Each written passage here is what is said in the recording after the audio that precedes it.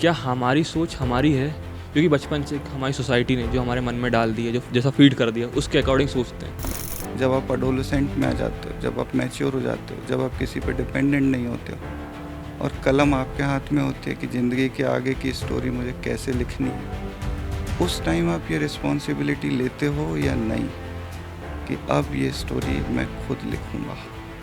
हम बहुत बार क्योंकि ऐसी चीज़ों से डरते हैं, उस चीज़ के बारे में सोचते हैं जो कभी ज़िंदगी में एग्जिस्ट करती नहीं और होने वाली नहीं है। बहुत बार होता है। दूसरों को प्रूव कर रहे हैं या खुद को, ये जानना बहुत ज़रूरी है। एक मेरे को कहानी याद आती है आइंस्टाइन की। उन जब बचपन में पढ़ाई में अच्छे थे नहीं, तो उनका रिपोर्ट कार्ड आता है, तो उसमें लिखा था कि आपका बेटा मेंटली वीक है, हमारा स्कूल इसको नहीं कंटिन्यू कर सकता। बट उनकी मदर ने बताया कि बेटा तुम बहुत इंटेलिजेंट हो, तुम्हारा स्कूल इसलिए तुम्हारे साथ कंटिन्यू नहीं कर सकता। सो एग्जाम्पल्स आपको हर कोने में मिलेंगे। गैलीलियो भी बोल रहा था कि अर्थ चपटा नहीं है और सन जो है वो अर्थ के अराउंड नहीं घूमता है, अर्थ घूमती है उसके अराउंड। निकाल दिया था ना उसको उसके गांव से। जो लोग सोसाइटी से हट के सोचते हैं, थॉट प्रोसेस अलग होता है, अधिकतर वैसे लोग ही सक्सेस अचीव करते हैं। हम एक धर्रे पे चल रहे हैं और शायद चलते रहना चाहते हैं। हम स्पिरिचुअलिटी के नाम पे रिलीजियसनेस फॉलो करते हैं, रिचुअल्स फॉलो करते हैं। स्पिरिट से तो कनेक्ट होने का टाइम ही नहीं है। एट द एंड अगर आपको कुछ अच्छा करना तो आपको रिस्पॉन्सिबिलिटी खुद की लेना पड़ेगी। क्या थॉट प्रोसेस है, भले ही आपको थोड़ा सोसाइटी से अगेंस्ट जाना पड़े, क्योंकि एट द एंड सोसाइटी आपको सर्व नहीं करेगी। I would completely agree to it. जो लोग आपसे सबसे ज़्यादा प्यार करते हैं वही आपको कभी कभी सबसे ज़्यादा मैनिपुलेट कर सकते हैं। इसमें ना एक बहुत बड़ा लाय छुपा हुआ है कि हम इंसानों को लगता है कि हम ना लॉजिकल हैं। डार्क साइकोलॉजी होती क्या है, इसको थोड़ा डिटेल में समझाओ आप।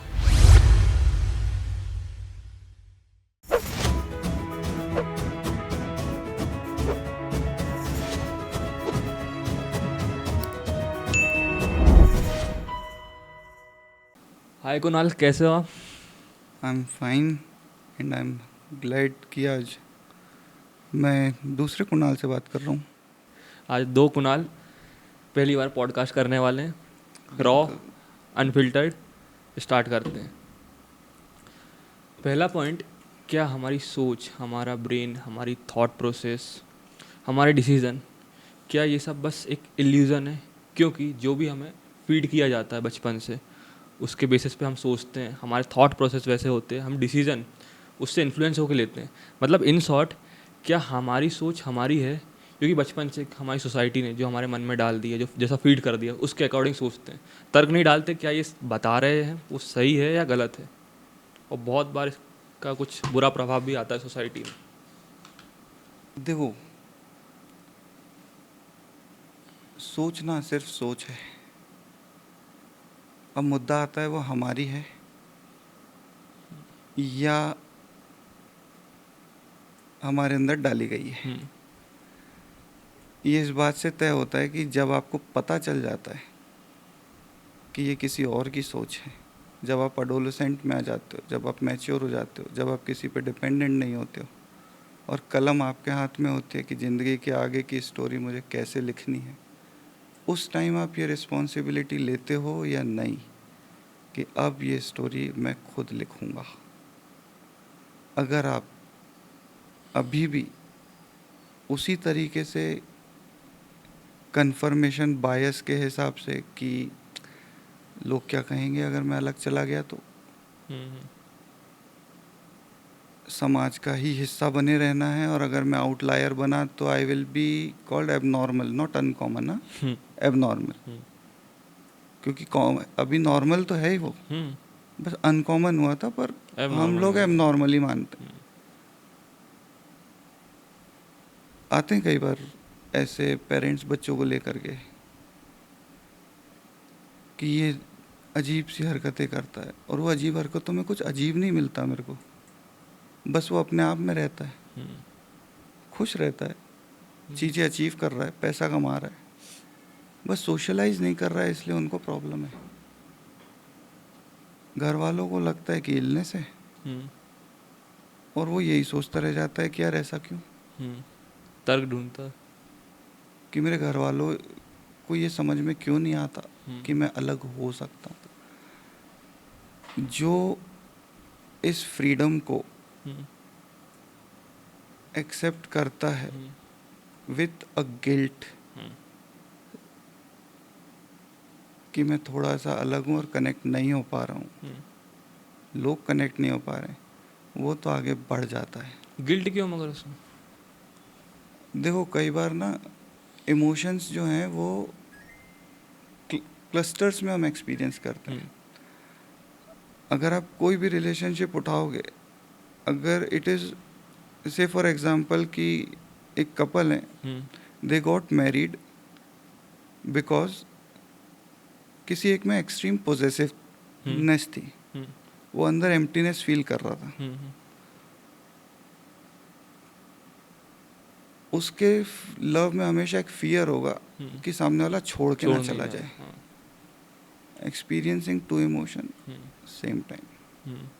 और जिसको पता है कि I am complete, the other person can not complete me, उसमें कंपैशन होगा।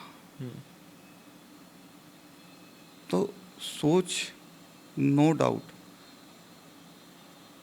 अब ये मेरा पर्सनल एक्सपीरियंस है, ज़रूरी नहीं कि सच हो, but what I believe is कि maximum portion of our society is right now what you said illusion, is living in illusion. हम बहुत बार क्योंकि ऐसी चीज़ों से डरते हैं, उस चीज़ के बारे में सोचते हैं जो कभी ज़िंदगी में एग्जिस्ट करती नहीं और होने वाली नहीं है। बहुत बार होता है। अभी आप इसको ऐसे देखो कि एक 3 साल का बच्चा है, वो पेड़ पे चढ़ने की कोशिश कर रहा है, और उसके पेरेंट्स या कोई भी गार्जियन उसको रोक रहा है कि अरे उस पे नहीं चढ़ना, संभल के चढ़ना, देखो गिरना मत। बच्चा तो यही मीनिंग बनाएगा दिमाग में कि मैं कर नहीं सकता, मेरे में कैपेबिलिटी नहीं है। And this is the origin of I am not good enough, self doubt. Self doubt. Why नहीं बताते क्यों नहीं करना है। लेकिन जो पेरेंट उस बच्चे के साथ बच्चा बन जाता है, साथ में चढ़ता है, बिना कुछ बोले उसके साथ एक्सप्लोर करता है उसकी दुनिया को, ये सोच के कि इसको लगी भी तो मैं प्रोटेक्ट कर लूँगा, वो बच्चा ज़िंदगी में कुछ भी एक्सप्लोर करने के लिए नहीं डरता। तो ये जो है इल्यूजन तो है, क्योंकि हम अपनी खुद की आइडेंटिटी के साथ हैं या हम सोशल आइडेंटिटी के साथ हैं। जैसे फीड की है, when we behave like a social person we have a societal identity, कि हम सोशल आइडेंटिटी के साथ जी रहे हैं, वो जो बोलती है, वो जो मानती है, वो करना है। Act as a robot, you can say it. Yes. और society is cluster of humans only, कोई अलग से कुछ वो नहीं बना, पर you can say it like a hypnotize brain. और जब डेवलपमेंट हो रहा होता है तो 8 से 10 साल की एज तक तो बच्चे के ब्रेन में वो वाली वेव्स ज़्यादा कॉमन होती हैं जो हिप्नोटाइज ब्रेन की होती हैं। अच्छा। तो आपने जो जो बोला है उसको, जो जो कहानियाँ उसके बारे में सुनाई हैं, जितनी बार कंपेयर किया है, जितनी बार आपने नरेशन दिया है कि तेरे से नहीं हो पाएगा, तू नहीं कर सकता, तू इस लायक नहीं है, तू ये, तू वो, तू फलाना, तू ढिमका, यही चीज़ बाद में ज़िंदगी भर के लिए उसकी अपनी आवाज़ बन जाती है, जो सुनाई तो देती है खुद ही की आवाज़ में, पर शब्द किसी और के होते हैं। तो यू कैन से दैट कि yes a portion is illusionary. एक मेरे को कहानी याद आती है आइंस्टाइन की। उन जब बचपन में वो पढ़ाई में अच्छे थे नहीं, तो उनका रिपोर्ट कार्ड आता है, तो उसमें लिखा था कि आपका बेटा मेंटली वीक है, हमारा स्कूल इसको नहीं कंटिन्यू कर सकता। बट उनकी मदर ने बताया कि बेटा तुम बहुत इंटेलिजेंट हो, तुम्हारा स्कूल इसलिए तुम्हारे साथ कंटिन्यू नहीं कर सकता। तो उनकी लेवल की स्टडीज़ नहीं है कि बच्चा डीमोटिवेट नहीं हो। बाद में जाके उसको बहुत साल बाद वो लेटर मिला, अब यहीं अगर इंडिया में होती तो अपने बोलते ले पागल बोल दिया तेरे को, तू पागल, और उसको 2-3 गाली बक के 2-3 बुरा सुना के तू नहीं कर सकता। देखो इसको हम ना इंडिया या कोई फॉरेन कंट्री की जगह हम इसको एक रिलेशनशिप डायनामिक्स के तौर पे देखें तो ज़्यादा बेटर है, क्योंकि आई हैव अ पेशेंट जो हमारी क्लिनिक पे आते थे, उनका बेटा जो है वो बैडमिंटन में बहुत अच्छा था और उसके पापा को दिखता था कि ये ना बहुत अच्छा खेल लेगा, लेकिन उसको attention deficit hyper activity disorder था, तो पढ़ाई तो वो कर नहीं पा रहा था। जब उनको बताया कि देखो इसको ना ये 2-4 चीज़ें हैं जिसके कारण वो पढ़ नहीं पा रहा, पर खेल बहुत अच्छा सकता है, यू वोंट बिलीव, उसके पापा ने भोपाल छोड़ के इंदौर गए, वहाँ पे उसकी एकेडमी ज्वाइन कराई, and now he went to Malaysia for 3 years। सब चीज़ें घर तक बेच दिया, दाव पे लगा दिया कि मेरे को अपने बेटे को बेस्ट से बेस्ट सिखाना है। सो एग्जाम्पल्स आपको हर कोने में मिलेंगे। गैलीलियो भी बोल रहा था कि अर्थ चपटा नहीं है और सन जो है वो अर्थ के अराउंड नहीं घूमता है, अर्थ घूमती है उसके अराउंड। निकाल दिया था ना उसको उसके गांव से, क्योंकि सोसाइटी अपनी आइडेंटिटी बचाने के लिए एक इंडिविजुअल को बुरा क्लेम कर दो, आइडेंटिटी को, जिसके पास इंडिपेंडेंट थिंकिंग हो, उसको तो स्केप गोट भी बनाएगी। इसमें दो, इट्स लाइक कि वॉट एवर जो डाटा है सॉफ्टवेयर उसमें पुट कर दो, अगर वो डाटा मैच नहीं हुआ, किसी की थॉट प्रोसेस अलग है, तो उसको एंटीवायरस दे दो कि यार ये तो एबनॉर्मल है, और उसको ही डिमोटिवेट करो। हाँ, कॉन्टेक्स्ट पे डिपेंड करेगा। अभी इंडिया पाकिस्तान का मैच होता है तो इंडिया जीत जाती है। अब सोचो मैं पाकिस्तान में पैदा होता तो मैं खुश होता? नहीं, इवेंट तो सेम था, कॉन्टेक्स्ट ही चेंज हो गया मेरे लिए। बट इसमें भी जो लोग सोसाइटी से हटके सोचते हैं, थॉट प्रोसेस अलग होता है, अधिकतर वैसे लोग ही सक्सेस अचीव करते हैं, चाहे विराट कोहली हो गए, MS धोनी हो गए, कोई सी बड़े सेलिब्रिटी ले लो।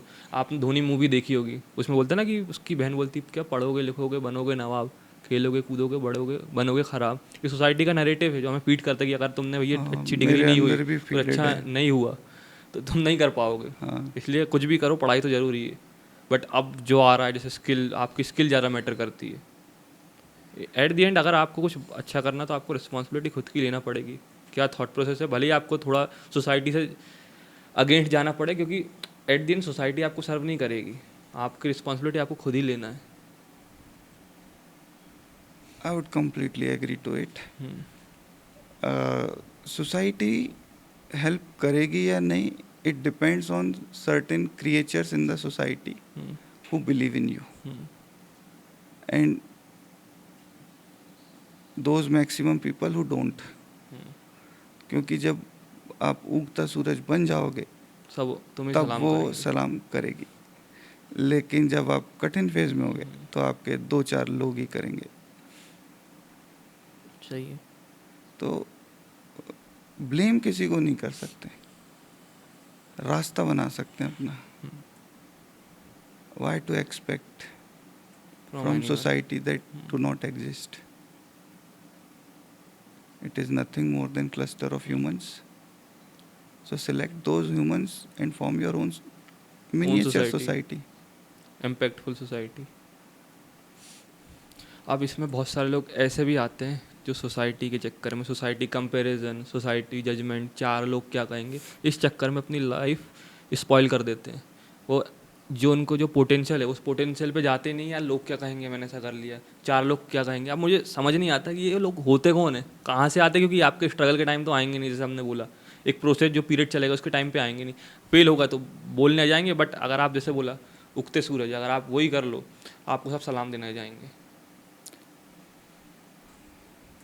इसमें भी ना again I will go to थोड़ा सा चाइल्डहुड। वो जो मैंने आपको बोला कि 8 से 10 साल तक जितने नरेशन फीड किए हैं, कई बार तो वो नरेशन ही काफ़ी होते हैं 4 लोग बनने में, भले ही वो लाइफ में एग्जिस्ट नहीं करते हों, किसी भी कारण से दूर हो गए हों। अभी मैं आपको इस सेटअप पे एक वेट लिफ्टिंग के लिए कुछ दे दूं, मान लो 100 किलो, आप अकेले हो कमरे में, सबसे पहला थॉट क्या आएगा कि मैं उठा पाऊंगा कि नहीं, और उसके साथ एक फियर आया नहीं उठा पाया तो क्या कहेंगे? क्योंकि हम दूसरों से को प्रूव कर रहे हैं या खुद को, ये जानना बहुत ज़रूरी है। हम चाहते तो हैं खुश रहना, पर प्रॉब्लम ये है हम ये भूल गए कि हमारी खुशी डिपेंड करती है कि हम पड़ोसी से ज़्यादा खुश हैं या नहीं, और पड़ोसी हमेशा ज़्यादा खुश नज़र आता है। कंपेरिजन ही होता है। देखो शर्मा जी के बेटे, या इसने ऐसी कार ले ली, भले ही खुद के पास अच्छी है, बट उसने अगर अच्छी ले ली तो वो तो अपनी वाली बेकार हो जाती है। बिल्कुल। तो आउटलायर बनना है, कुछ करना है, खुश रह। And see again I will say independent thinking, freedom, this all comes with a guilt and a remorse कि यार मैं बाकी लोगों की तरह अपनी फैमिली का नहीं कर पा रहा हूँ, क्योंकि वो लोग इतने इनग्रेन्ड हैं उस सोशल स्ट्रक्चर में कि वो करने भी नहीं दे रहे हैं। उनके लिए तो मैं अब उनके परिवार का हिस्सा भी हूँ या नहीं, या कितना, that I don't know. That I don't know. But what is more important is that freedom. तो ये 2-3 इमोशन जब साथ में आप जी सकते हो तो आप सोचो, वरना कंफर्म करके चलते रहो जैसे सब हिप्नोटाइज ब्रेन चल रहे हैं ऑटो पायलट मोड पे। बट इसमें क्या होता है, बहुत बार लोग अपनी लाइफ को बहुत कॉम्प्रोमाइज़ कर देते हैं, अंदर ही अंदर कॉम्प्रेस होते जाते हैं, मतलब अंदर ही अंदर जीते, घुट घुट के जीते कि यार इसने ऐसा कर दिया, एक प्रेशर में जीते हैं। मतलब खुद की जो फ्रीडम है वो होना चाहिए, उनके पास रहती ही नहीं है। इंसिडेंट शेयर करता हूँ, again a story. One of my patient who came to me, actually referred to me from one hospital, I won't name it. 14 साल से वो उसमें दिखा रहा था, 54 साल उनकी एज है, 14 साल से वो ट्रीटमेंट ले रहा था पेट दर्द और ये सब गट रिलेटेड प्रॉब्लम का। अभी वो आए थे, और मेरे पास है ना खाली टाइम बहुत होता है सुनने के लिए, सिर्फ मरीज को, बाकी टाइम नहीं होता। तो उनसे मैं बात कर रहा था and I got to know that he is eldest in the family. He had taken responsibility of every person in the family. He also want कि हर बंदा खुश रहे। उसने अपने लिए सिर्फ एक बुलेट खरीदी थी लगभग 5-1 साल पहले, जो उसने सिर्फ 2-3 बार चलाई, और फिर वो जंग खा रही थी, धूल खा रही है। नो डाउट मैंने उसको मेडिसिन दी, क्योंकि इतना स्ट्रेसफुल स्टेट में थोड़ा तो सेरोटोनिन ब्रेन में चाहिए। ये मेरे लिए ना बहुत एक यूरेका मोमेंट था कि वो 2 महीने 2.5 महीने बाद आया कि सर 2 महीने की मेडिसिन खा करके मैंने बंद कर दी है, अभी मैं कम्प्लीटली ठीक हूँ। एंड वो 150 किलोमीटर दूर से बुलेट से आया एंड टेलिंग मी कि सर अब कोई प्रॉब्लम नहीं है। मेरे को लगता है कि शायद अपनी बुलेट अपने को ढूंढनी पड़ेगी। उसने अपने आप को ना कह करके दूसरे को हाँ कहना बंद कर दिया। अब जहाँ उसको लगता है कि it is important to prioritize myself, वो बाकी रिस्पॉन्सिबिलिटीज़ को ना बोल देता है। क्यों? क्योंकि वो अगर ना नहीं बोलेगा तो उसकी बॉडी तो ना बोल ही रही थी 14 साल से, क्योंकि 14 साल से कर नहीं पा रहा था। आज की तारीख में वो सबका कर रहा है बिना किसी एक्सपेक्टेशन के और बेटर तरीके से। And this was a eureka moment कि ऐसा भी होता है। तो मेरी लाइफ में क्रिकेट वो रोल प्ले कर देता है। मेरी लाइफ में वर्कआउट है, कंटेंट क्रिएशन है, and that is what matters most. Kick चाहिए होती रहती। किक कह लो या एक स्पार्क कह लो। खुद से मिलना कह लो, जैसे कुणाल टॉकिंग टू कुणाल, कुणाल। ऐसा। दूसरे पॉइंट पे आते हैं, it might be so harsh, मतलब लोग ऑफेंड हो सकते हैं, बट जो सच है वो सच है। बहुत बार या कभी कभी जो लोग आपसे सबसे ज़्यादा प्यार करते हैं वही आपको कभी कभी सबसे ज़्यादा मैनिपुलेट कर सकते हैं। एग्जांपल देता हूँ, मान लो किसी के घर वाले या आपके अपने तुमसे आपको उनको कुछ बात मनवानी है आपसे, वो उस आदमी से कहेंगे जो आपका बहुत खास होगा या जिस आदमी से आप बहुत प्यार करते होगे, बहुत अटैच होगे, उससे बोलेगा यार इसको बोलना मना ना, ये काम कर दे मेरा। ये बहुत बार होता है ना कि अपने बोलते हैं यार इससे बोलना वो काम कर दे। अब हो सकता है ये बहुत बार आपके फेवर में हो, बट मुद्दा एक ये आता ना कि हर इंसान के अंदर एक विलन तो होता है। आप सोच रहे हैं यार ये मेरे हित में हो रहा है काम। क्या हम उसको विलन कह सकते हैं, या हम ये समझ लें कि इंसान जो है वो एक स्पेक्ट्रम में है, फ्रॉम हिटलर टू बुद्धा। जब जिसकी ज़रूरत पड़ेगी मैं वो बन जाऊँगा। वो बन जाएगा।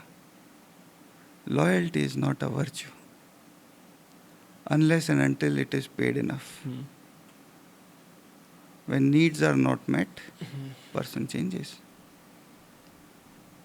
हाँ, ये बात सच है। अरे डेवलपमेंटल ईयर्स में जो हमको सिखा रहे हैं, देखो हम सोशल एनिमल्स हैं, बचपन से सिखाया है। और मेरी प्रॉब्लम यह है कि, और सवाल भी है कि हम पारिवारिक जानवर क्यों नहीं हैं, सामाजिक ही क्यों हैं? क्योंकि परिवार अक्सर बच्चों को समाज के चक्कर में इग्नोर मार देता है। बहुत बार इसकी लंका भी लगा देता है। हाँ, लगती है। ठीक है ना, ऑब्वियसली लगेगी, क्योंकि बच्चे को चाहिए था।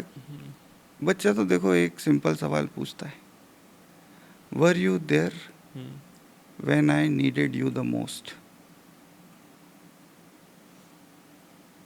That's it. अगर आप नहीं थे तो वो आपसे कभी कनेक्ट नहीं होगा। पर आप एक कुम्हार की तरह उसको मोल्ड करने में लगे हो कि मेरे को तो भैया ये बनाना है, मेरे को वो बनाना है। कुम्हार को बस इतना पता होता है कि मिट्टी से मटका बनाना है। अभी मिट्टी से थोड़ी पूछता है वो कि तू क्या बनना चाहती है। पर ये एग्जाम्पल हम लगा तो देते हैं, पर मिट्टी का दिल नहीं होता ना, इंसान का होता है। उसके इमोशंस नहीं होते, फीलिंग नहीं होती। तो जो भी पेरेंट्स करते हैं, घर वाले करते हैं, इंटेंशन अच्छा ही होता है। पर there can be a difference between मैं क्या चाहता था और वो क्या चाहते थे। धोप देना, अपनी सोच, अपने हो सकता सपने कभी कभी थोप देते हैं। तो it is a manipulation, but not every manipulation is bad. Sometime it might be ना, उनने हमको शेप भी किया है। अब भाई हमारे पास नहीं था जरिया, हम क्या 1 साल की उम्र में क्या पैसा कमाऊं मैं, क्या घर चलाऊं, पर्सपेक्टिव नहीं था, एक कुछ पता ही नहीं था। तो इधर जो फीड हुआ वो हम बन गए।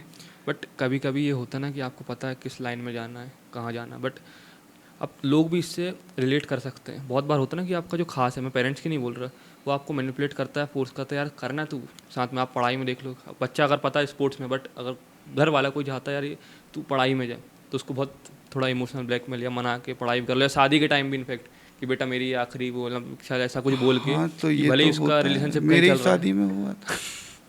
अरेंज, पर मैं माना नहीं। हाँ वो अलग बात है कि अरे इससे कर ले, बट बाद में क्या आउटकम निकलेगा वो थोड़ा सोचते ही नहीं उसके बारे में, शॉर्ट टर्म देखते हैं बस। यार कुंडली क्यों मिलाते हो? जब लड़की को पूरा टाइम परिवार के साथ रहना है, उनके साथ क्यों नहीं मिलाते? सिर्फ आदमी के साथ क्यों मिलाई थी? क्योंकि तनातनी तो सास बहू में ज़्यादा होती है, हाँ। उनकी क्यों नहीं मिलती? हम एक धर्रे पे चल रहे हैं और शायद चलते रहना चाहते हैं। हम स्पिरिचुअलिटी के नाम पे रिलीजियसनेस फॉलो करते हैं, रिचुअल्स फॉलो करते हैं। स्पिरिट से तो कनेक्ट होने का टाइम ही नहीं है। अच्छा, वो थिंकिंग भी फॉलो नहीं करते? आएगी कहाँ से थिंकिंग? क्योंकि सोच तो पहले से ही डाली हुई है। इम्पोर्टेंट ये है, अगेन मैं कहूँगा कि जब कलम आपके हाथ में और आपको पता चल जाए, फिर ये आपकी रिस्पॉन्सिबिलिटी है कि आगे की स्टोरी आप लिखना चाहते हो, या लिखवाना चाहते हो कंसिडरिंग ऑल द कॉन्सिक्वेंसेस, ताकत रखते हो उनको फेस करने की, या अभी भी उन्हीं से लिखवा रहे हो, बस हाथ आपके।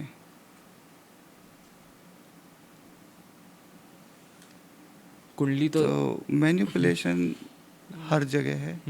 और दूसरा एक चीज़ और मैं पहलू बताऊंगा कि हमें अपने ही क्यों मैनिपुलेट करते हैं। यार, मैनिपुलेशन का पहला स्टेप होता है आइडेंटिफाइंग द विक्टिम, कि किसको मैं मैनिपुलेट करूं सकता हूं। मैं उसी को तो कर सकता हूं ना जिसके बारे में सब कुछ पता हो, जिसको मुझ पे भरोसा हो। अगर अनजाना आदमी मेरे को कैसे मैनिपुलेट करेगा? भरोसा ही नहीं उस पर, क्यों मानूं तेरी बात? या तो उसको मेरी साइकी को बिन कहे पढ़ना पड़ेगा, या फिर कहीं से पता करना पड़ेगा। पर अपने ही देंगे ना धोखा तो यार। उम्मीद तो उन्हीं से थी, किया भी उनके लिए था, तो हम बाहर वाले से धोखे की उम्मीद क्यों रखते हैं? वो एक डायलॉग है ना जॉन अब्राहम की मूवी का, कि धोखे की एक खास बात होती है, देने वाला अक्सर कोई खास ही होता है। हाँ, वो लाइन बनाने की जरूरत क्या है, वो भी मेरे को समझ में नहीं आया। क्योंकि ये तो फैक्ट है ना यार। बाहर का धोखा देगा बाहर कैसे? का देगा कैसे? अभी अनजान आदमी आके मेरे को 5 रुपए नहीं दे, मैं धोखा थोड़ी दिया उसने। जिसको पता था कि मेरे को 5 रुपए की जरूरत है, उसने नहीं दिए। उसने नहीं दिए। बोलता था तेरे साथ हूँ। हाँ, तो वो धोखा हुआ ना यार। तो धोखा तो अपने वालों के साथ ही होता है। जैसे डार्क साइकोलॉजी पे ही आते हैं हम। डार्क साइकोलॉजी होती क्या है, इसको थोड़ा डिटेल में समझाओ आप। देखो, पहली बात तो ये एक साइकोलॉजी होती है। अब डार्कनेस इसमें ये है, इसमें ना एक बहुत बड़ा लाय छुपा हुआ है कि हम इंसानों को लगता है कि हम ना लॉजिकल हैं, बट नहीं है। क्यों? हम इमोशनल बीइंग्स हैं। हाँ। लॉजिक को हम सिर्फ इमोशनली लिए हुए डिसीजन और किए हुए एक्शन को जस्टिफाई और रैशनलाइज करने का काम करते हैं मैक्सिमम केसेस में। कैसे, थोड़ा सा समझाओ आप, एक्सप्लेन करो इसको। यूँ समझ लो कि हमने, मान लो कोई सामान खरीदा, आपने फ़ोन लिया, ठीक है, और आपको उस फ़ोन की ज़रूरत नहीं थी, उतने महंगे फ़ोन की। लिया तो आपने देख के ही था, कहीं से डिज़ायर आई थी, खुश करता हुआ आपको।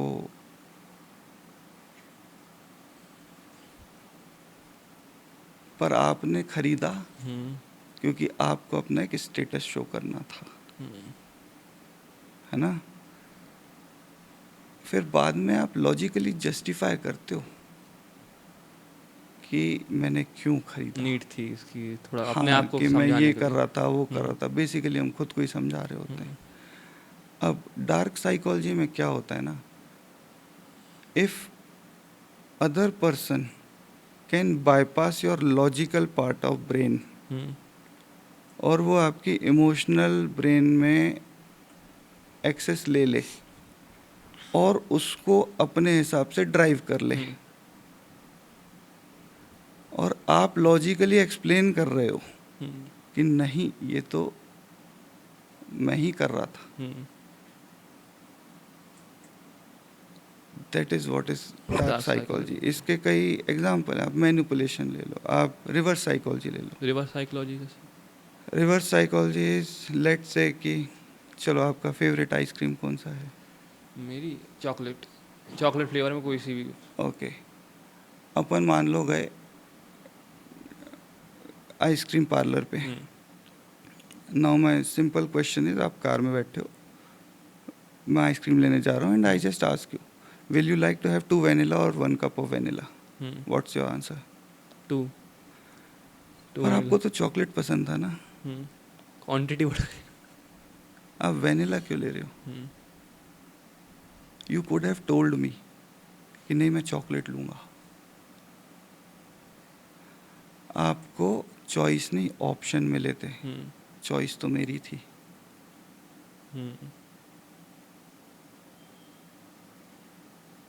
And this is I made you eat vanilla instead of having access for chocolate. जो सोसाइटी करती, जो आपको ऑप्शन देते हैं, आपकी चॉइस नहीं रहती। चॉइस, जो बड़े बड़े लीडर्स करते हैं। चॉइस हमारी खुद की तब होती है जब हम इंडिपेंडेंट थिंकिंग रखते हैं, वरना हमारे पास सिर्फ ऑप्शंस होते हैं, चॉइस नहीं होती। इसमें एक बहुत अच्छा आर्ट आता है, अगर वो आपने मास्टर कर लिया, उसके लिए आपने सीख ली, तो आप कोई सी फील्ड में, चाहे आप एक्टर हो, पॉलिटिशियन हो, बिजनेसमैन हो, इंजीनियर हो, आप अपने करियर में बहुत अच्छा कर सकते हो, बहुत सक्सेस ला सकते हो। वो है द आर्ट ऑफ मैनिपुलेशन। क्योंकि हम सब मैनिपुलेट ही तो कर रहे हैं अपना काम निकलवाने के लिए। अच्छा एक्टर ले लो, इन्फ्लुएंसर ले लो, जो कैमरे पे दिख रहा है, जो आपकी स्क्रीन पे दिख रहा है, अक्सर होता कहाँ है, हमने एक मास्क पहन के रखा है। इवन हम, हो सकता है हम जो बात कर रहे हैं, हम भी वैसे हो नहीं। नहीं है, बिल्कुल नहीं है। एक्टर्स हो गए, पॉलिटिशियन हो गए, इलेक्शन से पहले कितने बोलते हैं, कितने वादे, आखिरी में बड़े बड़े कोचिंग इंस्टीट्यूट देख लो, आपको कितना सपने दिखाते कि आपका करियर ऐसा बूस्ट हो जाएगा, एक अलग शेप में हो जाएगा, उनका कोर्स सेल करने के लिए। सेम कोई बिजनेस, कोई प्रोडक्ट आया मार्केट में, आपको इतना मैनिपुलेट करेंगे, आपकी फीलिंग, इमोशन, हर एक चीज़ के साथ खेलेंगे कि ऐसा है वैसा, कि उनका प्रोडक्ट सेल हो जाए। बस एक ऑब्जेक्टिव कि हमारा जो भी प्रोडक्ट है, जो भी सर्विस है, वो हम उस फुलफिल कर पाएँ। और नाउ टेल मी, हम क्या ज़रूरत है सौंदर्य प्रसाधन की सामग्रियां का इस्तेमाल करने की? Why can't we be what we are, how we look? Accept the reality. क्योंकि हमको कभी भी प्रोडक्ट नहीं, इमोशन बेचा जाता है, हमको आइडेंटिटी बेची जाती है। जब एक कहानी को बार बार बार बार सुनाया जाता है सच नहीं लगने तो वो लगती। सच लगने लगती है। दृश्यम में आज भी याद है मेरे को, 2 अक्टूबर, 3 अक्टूबर, 4 अक्टूबर को क्या हुआ था, हाँ। इतनी बार सुनाई उसने। ऐसे ही पॉलिटिकल लीडर्स हों, कोई भी हो, वो इतना नरेट करते हैं एक ही चीज़ को। कुछ लोग अपनी रिजिड थिंकिंग के कारण उसको सच मानना चाहते हैं और कुछ लोग मान बैठते हैं। सिंपल एग्जांपल, आप 10 दिन कमरे से बाहर मत निकलो, आप अपना फ़ोन चलाते रहो। देखो, कंटेंट इज इन्फ्लुएंसर पर एल्गोरिदम इज मैनिपुलेटर। एक ही एल्गोरिदम जब चलता रहेगा, आप चाहे अगेंस्ट 1% देखते रहोगे, आप उसके अगेंस्ट हो जाओगे 10वें दिन। ये मैनिपुलेट करते ही हैं। अगर एल्गोरिथम कुछ आप उनको जो दिखाना रहता है, सोसाइटी, जो बिग बड़े लोग हैं, वो आपके एल्गोरिथम आपको फीड में वो डालते कि आपकी थॉट प्रोसेस, आपका पर्सपेक्टिव बदले। एक एग्जांपल देता हूँ, जैसे आपने आर्ट ऑफ मैनिपुलेशन बोला, अब ये it's not for manipulating people, it is just to get aware कि हाउ इट वर्क्स। मान लो मैं एक फूल बेचने वाला हूँ और मेरे पास 20 रुपए का गुलाब है और मेरे को 100 रुपए में बेचना है। मैं वेट कर रहा हूँ, पहला कस्टमर आया, मेरे को लगा कि नहीं यार, इसको मैनिपुलेट करना डिफ़िकल्ट है, इसको नहीं बेचेंगे, मैं बोल दूंगा मेरे पास नहीं है। दूसरा आया, अब मैंने क्या किया, अपनी शॉप में ना 3 अलग अलग फ़ोटोज़ लगा ली एक में यशराज वाली लगा ली, है ना, जो उसके सरसों के बाग होते हैं। सरसों के खेत। एक में लगा ली जिसमें एक कपल है जो फूल दे रहा है और सामने से दूसरा कपल उसको माफ कर दे रहा है। हाँ, एक में वाइट फ्लावर के साथ लगा ली दोस्ती से रिलेटेड, पीस से रिलेटेड, येलो फ्लावर उसमें जोड़ दिया। अब बंदा जब चल के आएगा तो मेरी शक्ल तो देख नहीं रहा होगा, वो देख रहा होगा फोटोज। फोटोज में उसको उसकी कोई ना कोई परिस्थिति मिल जाएगी, रिलेट कर जाएगा वो। आपको बस फोटोज फ्रेम करनी है बेस्ड ऑन टाइम क्या है। अभी वैलेंटाइन का टाइम है तो ज़्यादा आपको गुलाब वाले लगाने होंगे, लाल वाले, रोमांटिक। अगर कोई ऑकवर्ड टाइम में आया कोई, तो पक्की बात है किसी को खुश करने के लिए आया होगा, समझौता करने, है ना। अभी वो बंदा अगर आता है, उसकी एज आपको पता चलती है कि इस एज में क्या पर्पस हो सकता है, आपको थोड़ी देर बस उससे बात करनी है। जब आप बात करोगे तो आपको पता चलेगा उसकी ज़िंदगी में क्या घट रहा है, और फिर वहीं की वहीं एक अपनी भी फॉल्स स्टोरी बनानी है जो ये बताएगी कि यार ऐसा तो मेरे साथ भी हुआ है, और मैंने ना फूल दिया था, it solve lot of problem. At least उस दिन ना मेरी बीवी मेरी बात सुनने के लिए तैयार हो गई थी, मैंने ऐसे किया तू भी कर, है ना। और अपन कौन से अंबानी है जो 242 करोड़ का याच देगा। This is setting the high anchor. आपने 242 करोड़ बोल दिया, लेकिन अपन ऐसे भी नहीं है कि 200 रुपए की चीज़ नहीं खरीद सकते। सही है। आपने उस बंदे का सेल्फ एस्टीम ऊपर कर दिया। हाँ। सॉल्यूशन तो आप पहले दिखा चुके थे, अब आप बोलोगे ये 100 रुपए का है आपके लिए स्पेशल, वो खुशी खुशी लेके जाएगा। वो फूल नहीं, सॉल्यूशन ले जा रहा है। 200 रुपए का फूल 100 रुपए में, जिसकी कीमत थी 20 रुपए। This is art of manipulation. इसमें दो बात आती है कि झूठ आप इतने बार बार बोलो और इतने कॉन्फिडेंस के साथ, कॉन्फिडेंट होके बोलो कि सामने वाले को सच लगने लगे। बार बार एक स्टेटमेंट रिपीट करते जाओ, रिपीट करते जाओ। झूठ तो एग्जिस्ट पता नहीं करता है कि नहीं इस दुनिया में, क्योंकि it is all convenience based. मेरा ही नरेशन आप 2 महीने बाद इंटरव्यू लोगे तो शायद चेंज हो जाएगा। इसीलिए कभी भी आप देखो तो माइथोलॉजी टर्म मिलेगी, कहीं ट्रोथोलॉजी नहीं मिलेगा। माइथोलॉजी मीन सबका अपना अपना झूठ, जिसे हम सच मानते हैं। सच क्या किसी को नहीं पता। यही तो सोशल मीडिया एजेंसी यही तो कर रही है, अपना हमारा डाटा सब कुछ इन्फॉर्मेशन उनके पास फीड है। अब मुझे ही आपकी इन्फॉर्मेशन डाटा सब कुछ मिल जाए तो उसको मैं इजीली मैनिपुलेट कर लूँगा, जैसा मुझे चाहता हूँ वो उससे करवाऊँगा मैं। सोशल मीडिया, इंस्टाग्राम, फेसबुक देख लो, आप सब कुछ अपनी इन्फॉर्मेशन देते ही हो।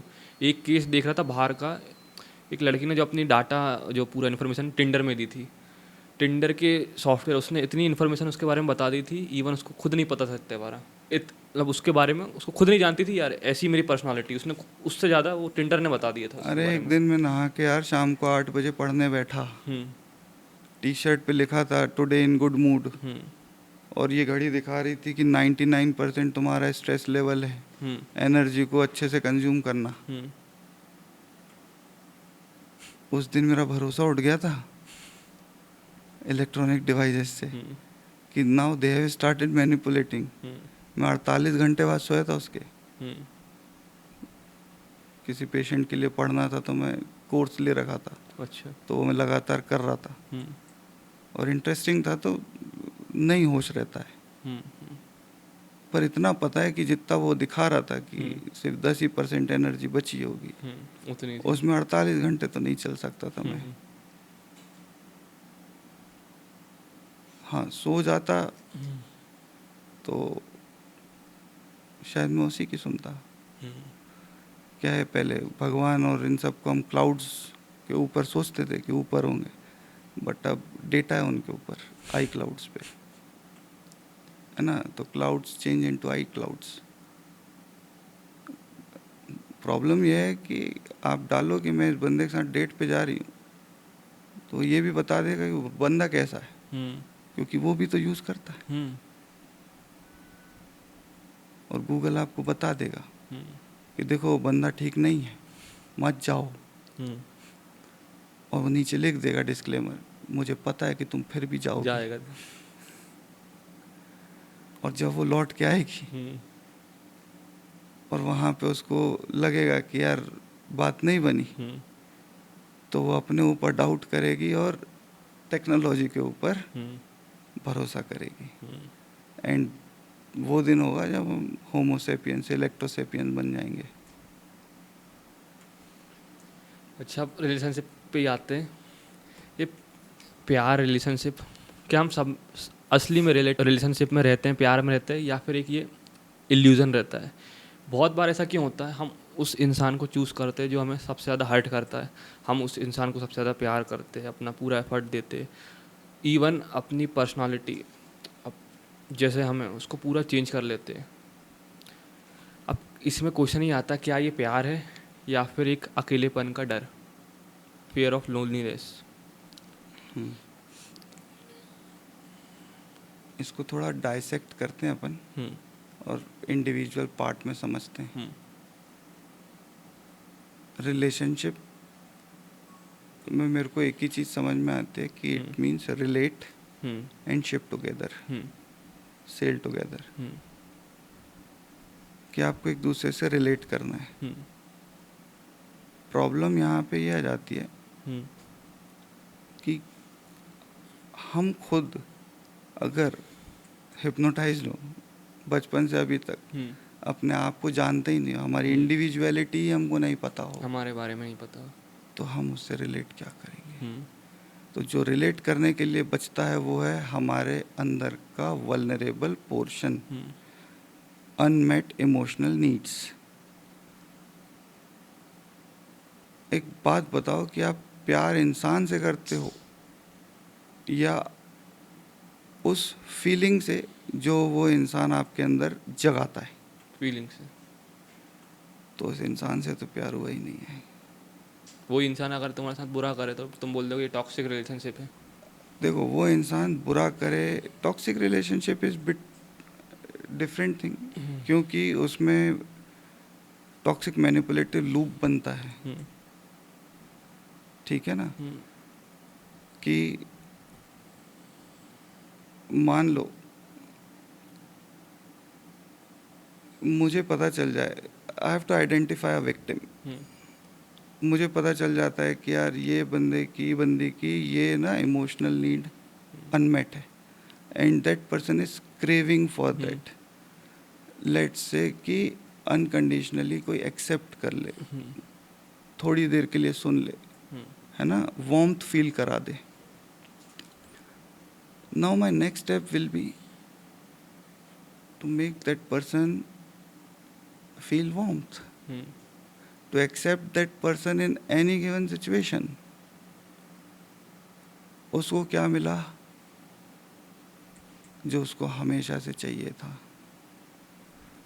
The next step will be, अच्छा, इस स्टेप को कहते हैं लव बम्बार्डिंग, कि आपने खूब सारी उसकी इमोशनल नीड्स मीट करी एंड उसने आपको एक अच्छे लेवल पे रख दिया।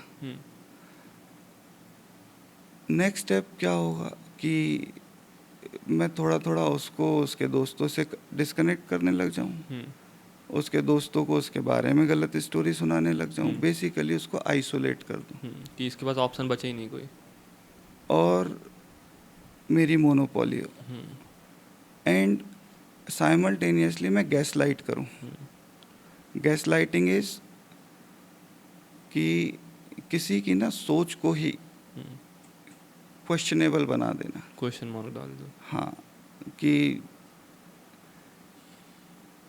ये 1944 की एक मूवी से आई थी, गैस लाइट मूवी से आया था, जहाँ पे एक हस्बैंड ना लाइट बंद कर देगा, फिर बीवी आके पूछेगी लाइट क्यों बंद है, तो वो बोलेगा कहाँ बंद है, चालू तो है।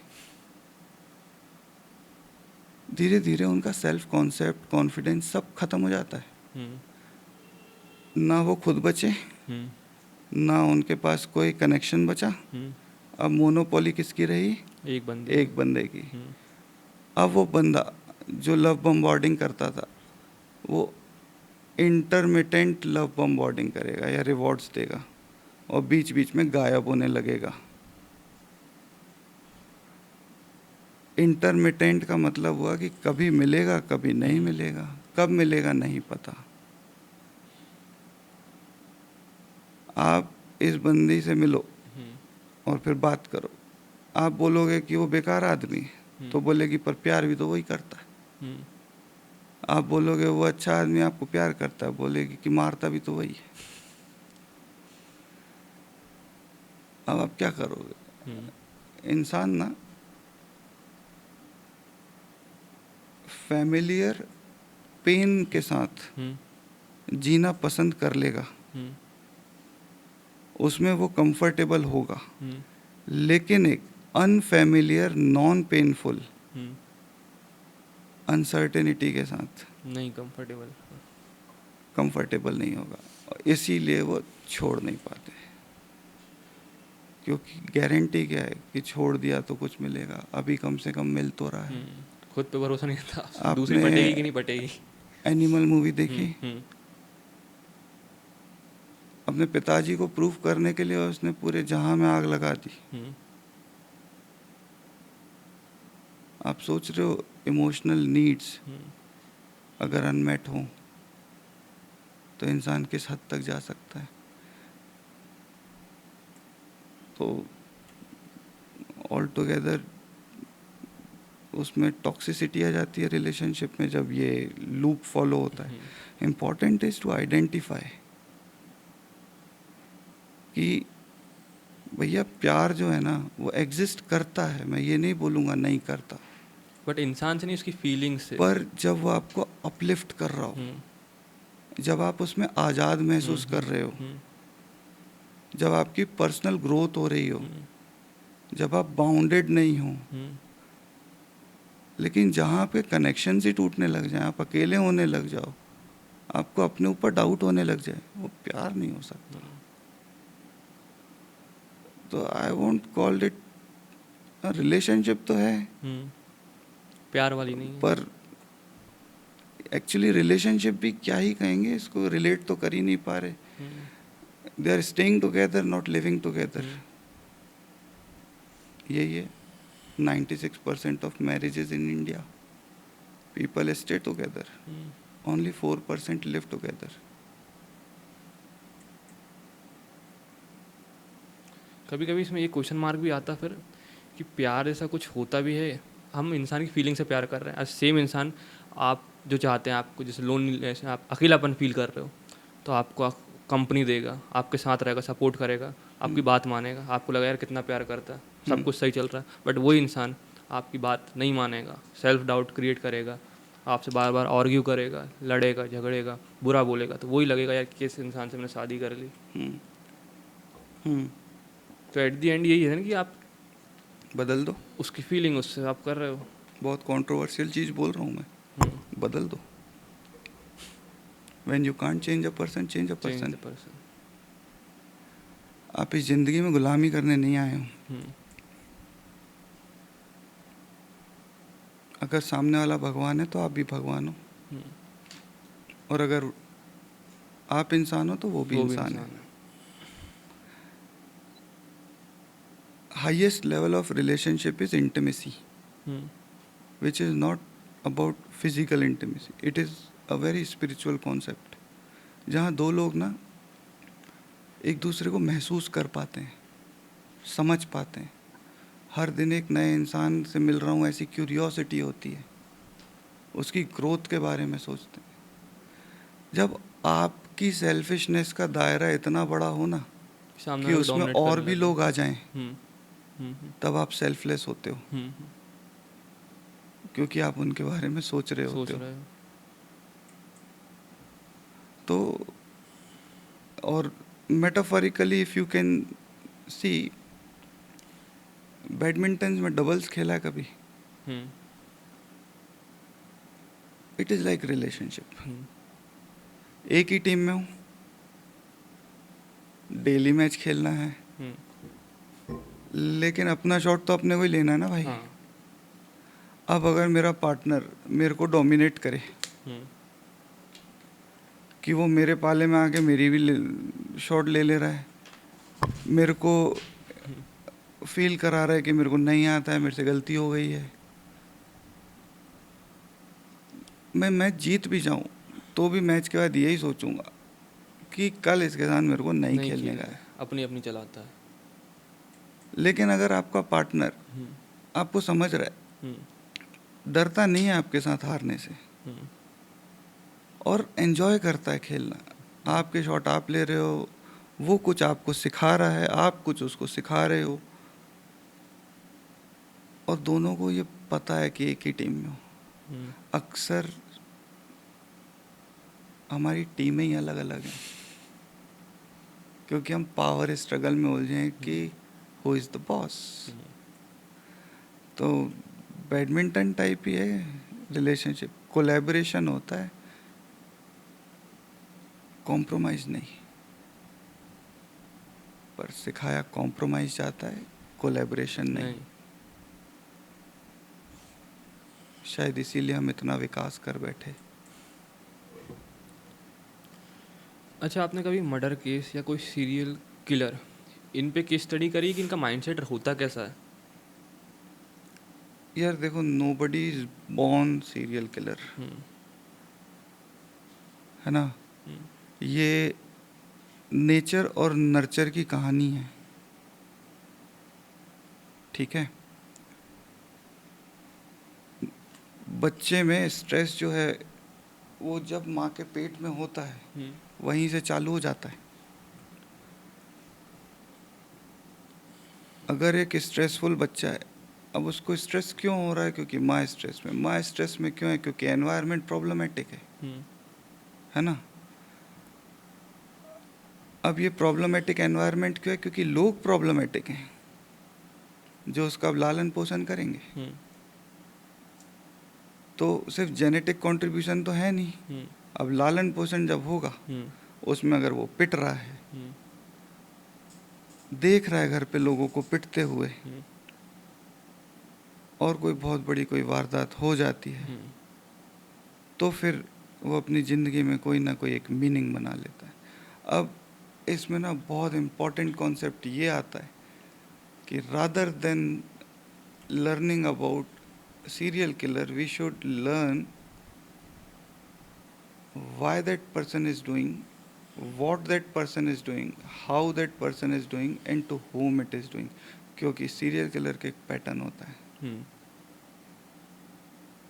वो बहुत ऑर्गेनाइज्ड होता है, उसको फॉरेंसिक्स की जानकारी भी होती है। मर्दानी मूवी आपने देखी है? हम्म, उसमें वो जो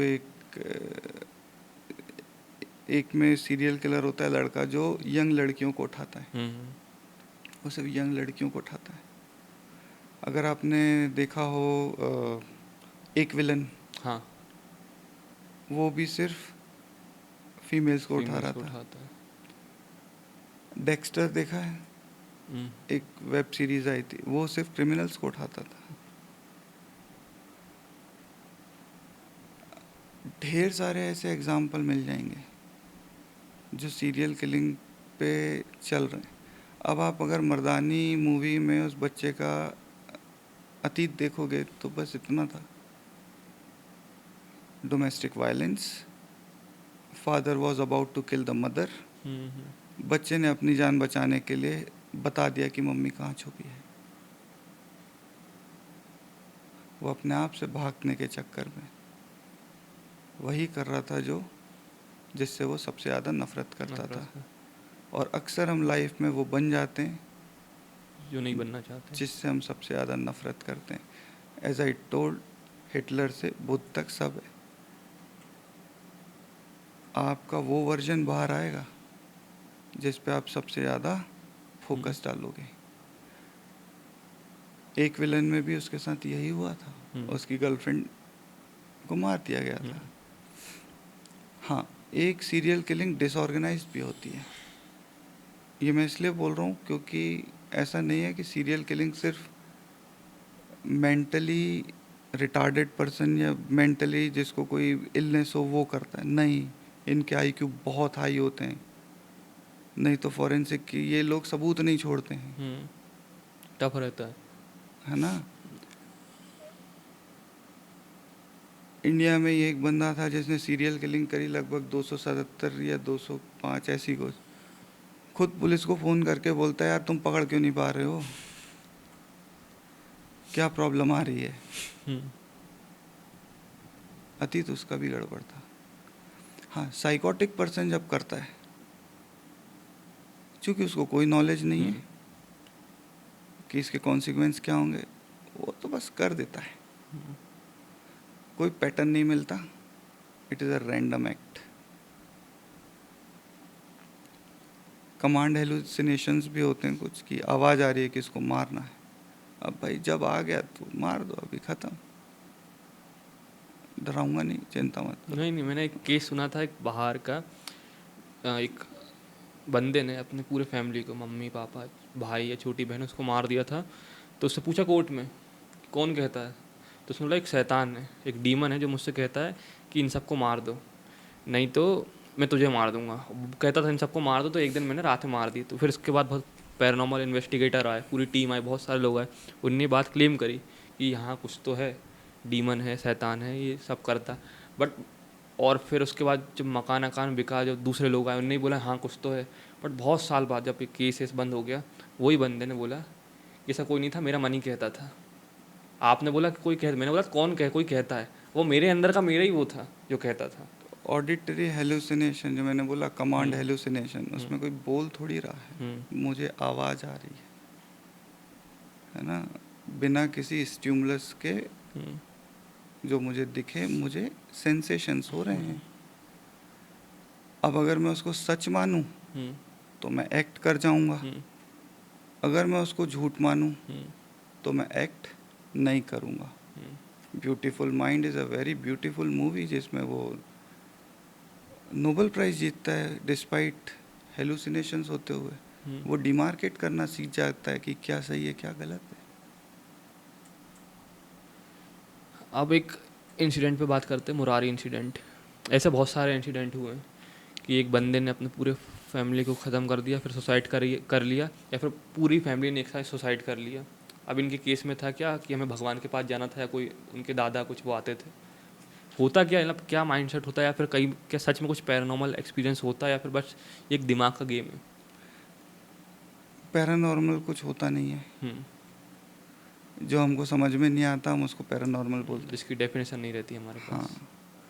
अगर यूनिवर्स ब्रह्मांड की नज़र से देखा जाए हम्म, तो हो सकता है ह्यूमंस प्लस माइनस 2 SD में फिट ना हो, हम्म, तो ह्यूमंस ही पैरानॉर्मल हो।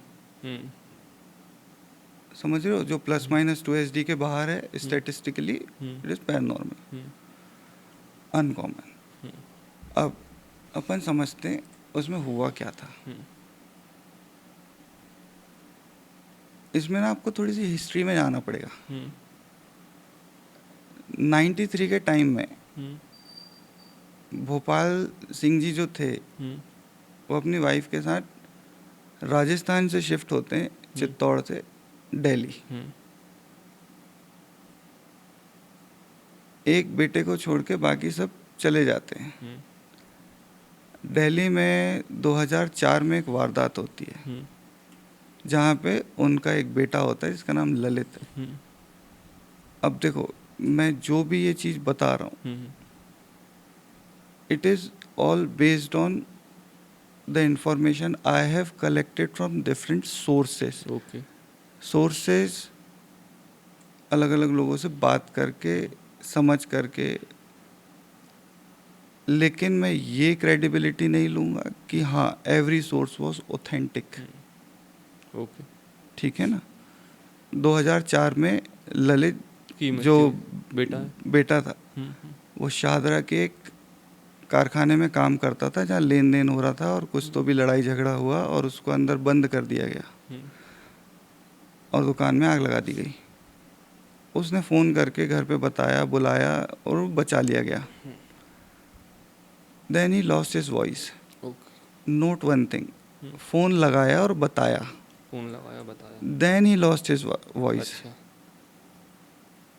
उसके पहले नहीं, हम्म, क्योंकि वॉइस लूज होनी थी, हेड इंजरी थी तो पहले हो जाती ना यार। हम्म, बाद में क्यों हुई? फ़ोन कैसे करा, हम्म, है ना। दूसरा कि अगर वो टाइप भी नहीं कर पाता, क्योंकि ब्रेन का वो एरिया जहाँ से वॉइस बनती है, हम वो बहुत क्लोज होता है अंगूठे के, हाँ। नहीं चलता।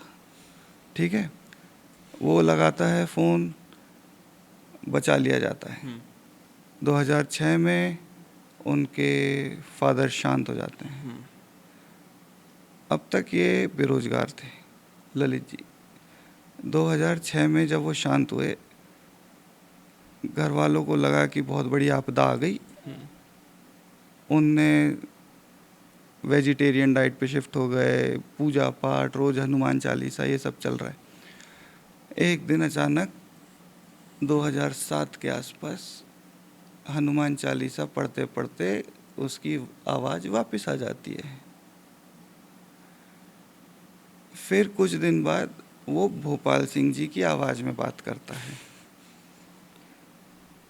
11 डायरीज पुलिस के पास अभी रिकॉर्डेड रखी हुई हैं। अच्छा। He used to guide them in his father's voice कि क्या करना है क्या नहीं क्या नहीं करना है, और वो हर चीज़ डायरी में वेल रिकॉर्डेड है। 2018 का केस था, 2007 से ये चालू हुआ तो 11 डायरी बन गई।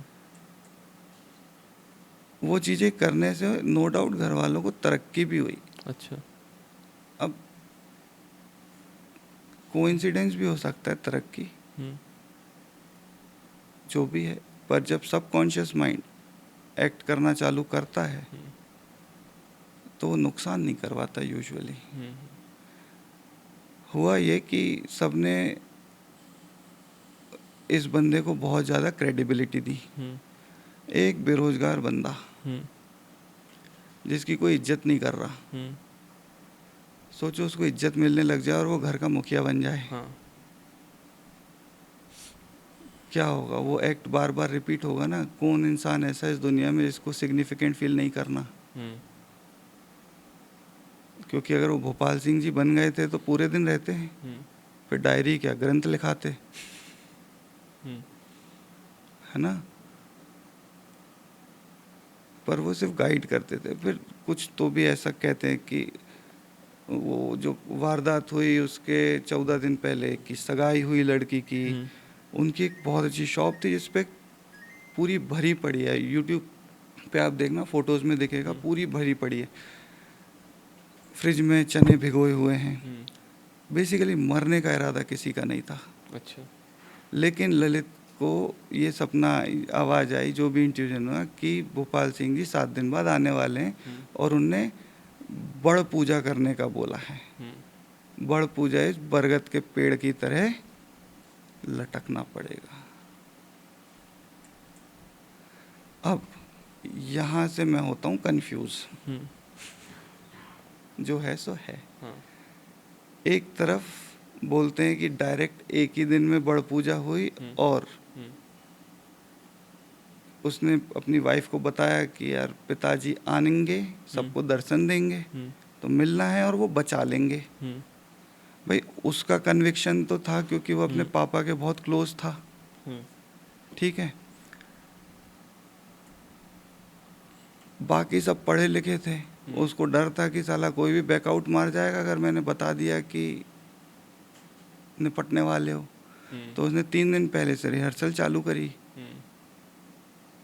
क्योंकि ये सीसीटीवी फुटेज पे रिकॉर्डेड है कि कैसे वो कुर्सियां जुगाड़ रहे हैं, चीज़ें अरेंज कर रहे हैं, कैसे केबल्स इकट्ठी हो रही हैं, है ना। उसने 3 दिन प्रैक्टिस कराई, जिसमें वो 5 मिनट लटकाता था और फिर पूछता था दिखे क्या। बोलते थे नहीं दिखे घर वाले। बोलता कोई नहीं, कल फिर ट्राई करेंगे। 3 दिन में घर वालों को यकीन हो गया। अच्छा। कि ऐसा ही है, बच तो जाना ही है। तब तो चने भिगाए थे। अड़ोसी पड़ोसी तो वैसे ही शादी मतलब सगाई का खाना खा के गए थे। कुछ दिन पहले, 14 दिन पहले, तो उनको तो सब बढ़िया ही लग रहा था।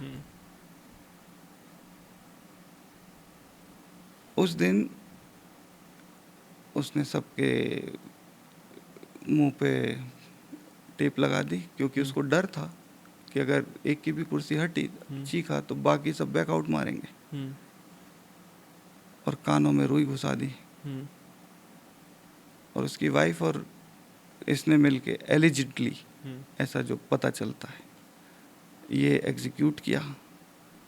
क्योंकि जब आखिरी में लोग मिले तो यही पता चला कि 9 लोग लटके थे, सॉरी 8 लोग प्रॉपर लटके थे with their hand cuffed. Wife के हैंड कफ बहुत लूज थे क्योंकि वो सेकंड लास्ट गई थी। और मदर ग्राउंड फ्लोर पे थी, जिनको स्ट्रैंगुलेट करके मार दिया गया था। अब एक फिनोमिना होता है जिसको कहते हैं डिसोसिएटिव ट्रांसपोजिशन, मंजुलिका। ठीक है, और देखें ये केस मैंने, सिग्निफिकेंस के लिए इंसान कुछ भी करता है, सबकॉन्शियस माइंड की एक्टिविटी है। अब it was a murder till now. इसका ललित का, अब क्यों मरा ये इंसान? क्या ये गिल्ट में मरा कि पिताजी बचा नहीं पाए, तो अब मैं भी चला जाता हूँ? या ये इसलिए मरा क्योंकि इसको लगा कि नहीं नहीं आएंगे, अभी थोड़ी देर बाद आएंगे? I don't know. लेकिन वो बंदा जो राजस्थान से दिल्ली शिफ्ट नहीं हुआ था, और उसकी एक बहन, टोटल 2 लोग उनकी फैमिली में बचे, और अब किराएदार रहते। अब साइकोलॉजी इसके पीछे डिसोसिएटिव ट्रांसपोजिशन तो था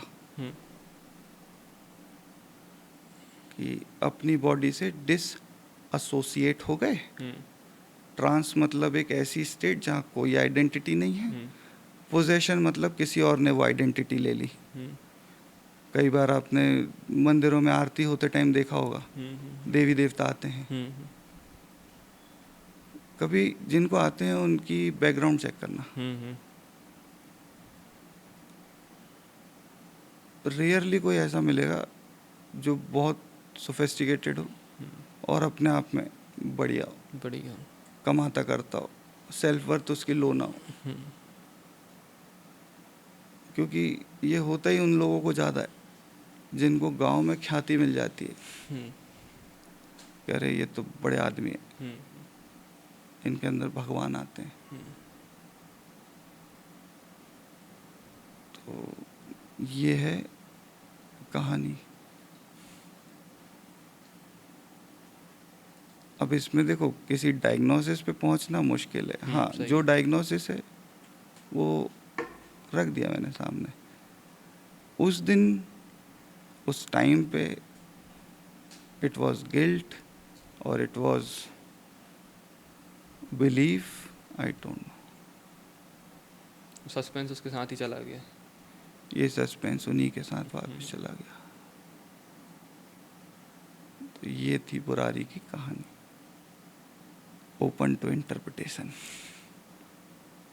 and I will be loving if you can prove me wrong, ताकि मुझे भी कुछ सीखने मिल जाए कि मैं कहाँ गलत था। अब आखिरी पॉइंट पे आते हैं, इंट्यूशन पावर। ये होती क्या? लोग बोलते हैं यार मुझे गट फीलिंग आ रहा है, ये सही नहीं हो रहा है, या ये अच्छा है। सबकॉन्शियस माइंड क्या होता है, क्या प्रोसेस क्या है? देखो, हाईएस्ट लेवल ऑफ ब्रेन जो होता है वो होता है एंटेरिक नर्वस सिस्टम, जिसके बारे में शायद आपने नहीं सुना हो। एंटेरिक इज पेट, गट। हमारे ब्रेन के इमोशनल रीजन 80 टाइम्स ज़्यादा फाइबर्स के थ्रू कनेक्ट होते हैं अपने गट से, और बाकी दिमाग से 20 टाइम। लेकिन प्रॉब्लम यह है कि जब भी कोई डेंजर होता है, सबसे पहले क्या होता है? पेट खराब। मुद्दा ये है कि हम सुन पाते हैं कि नहीं अपनी बॉडी को। भाई हमको कई बार गट फील होता है कि ये इंसान ठीक नहीं है, हम मानते नहीं हैं क्योंकि हमको सिखाया ही नहीं है कि इंडिपेंडेंट थिंकिंग कुछ होती है। आपको क्या लगता है धोनी जब पीछे खड़ा होता है स्टंप के, उसको भविष्य दिख रहा होता है? वो अपने गट की सुनता है, पर उसके गट जो है वो एनालिसिस बेस्ड होता है। तो ऐसा नहीं है कि speculation is not intuition. Intuition में ना बहुत कैलकुलेटिव चीज़ है वो एक, और उसी के बेसिस पे हमको इंट्यूजन होता है और वही करना चाहिए, लेकिन उसकी इजाज़त नहीं है। तो यही था। ये कुणाल को दूसरे कुणाल से बात करके बहुत अच्छा लगा। इस पॉडकास्ट में बहुत हार्श ट्रुथ पे बात हुई, थोड़े डार्क चले गए, बट जो सच है उस पे बात करी। हाँ, अगर कुछ हमने गलत बात करी तो आप कमेंट में बता दो।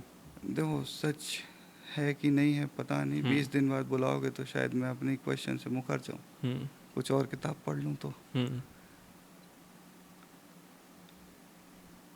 सच तो पता नहीं, पर अपना अपना सच जरूर था। अपनी जगह ये सब मेरा सही थे। सच था आज के लिए। तो nobody can know everything. Keep on learning and changing. हाँ, डार्क था, बुरा भी लगा होगा, सोल टीयर भी होते हैं कई बार, आत्मा छिद जाती है पूरी, बट आज तो यही है मेरे पास। तो थैंक्स कुणाल अपना टाइम देने के लिए, पॉडकास्ट पे आने के लिए। आपके साथ बात करके मेरे को अच्छा लगा। मेरे को लगा मेरा शेडो बात कर रहा है मेरे से। दो गुण। हाँ, वो शेडो क्या होता है वो मैं अगली बार समझाऊंगा, अगले पार्ट में। हाँ। तो आप सबको भी ये पॉडकास्ट अच्छा लगा हो, थोड़ा डार्क तो लगा ही होगा, तो लाइक करना, सब्सक्राइब करना, और ऐसे पॉडकास्ट चाहते हो तो फॉलो कर लो। Thank you.